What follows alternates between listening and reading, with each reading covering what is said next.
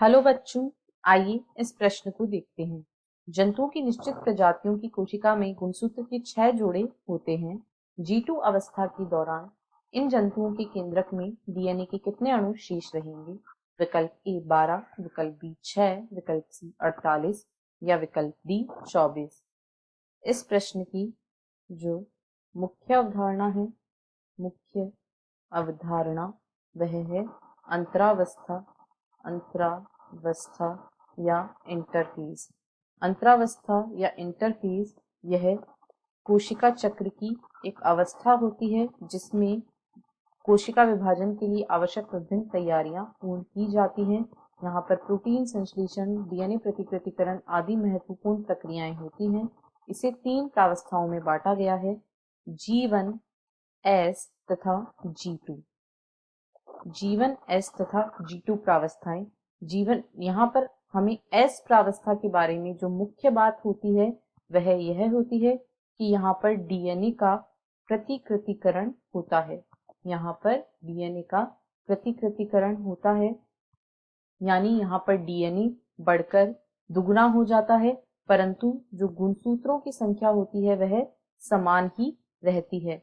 ऐसा इसलिए होता है, यदि हम बात करें जीवन प्रावस्था की, तो जीवन प्रावस्था में जो गुणसूत्र होते हैं वे एक क्रोमेटिड वाले होते हैं।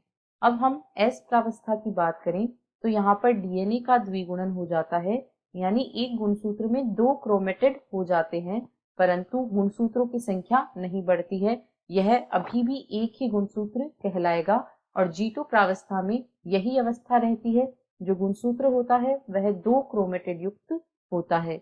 यदि यहाँ गुणसूत्रों की संख्या की बात करें तो यहाँ पर भी एक ही गुणसूत्र है, यहाँ पर भी एक और यहाँ भी एक। बस यहाँ पर जो क्रोमेटिड की संख्या है वह दुगनी हो गई है, यानी डीएनए की मात्रा दुगनी हो गई है। यहाँ जो दिखाया गया है यह क्रोमेटिड की संख्या है, यह क्रोमेटिड की संख्या है। अब हमसे प्रश्न में पूछा गया है कि गुणसूत्रों के किसी कोशिका में गुणसूत्रों के 6 जोड़े हैं, यानी 6 जोड़े का अर्थ हो गया यहाँ पर 12 गुणसूत्र हैं।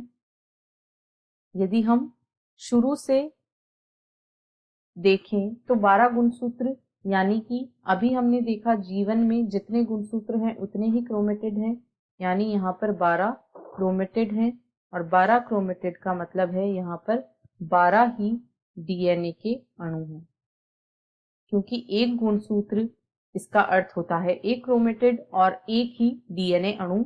यदि जीवन प्रावस्था की बात की जाए, अब एस प्रावस्था में यहाँ पर जो क्रोमेटिड है वे दुगने हो जाएंगे। अभी हमने देखा कि एस प्रावस्था में यदि यहाँ हम लिखें कि 12 क्रोमेटिड हैं तो एस में ये क्रोमेटिड बढ़कर 24 हो जाएंगे और गुणसूत्र यदि 12 हैं तो वे उनकी संख्या 12 ही रहेगी।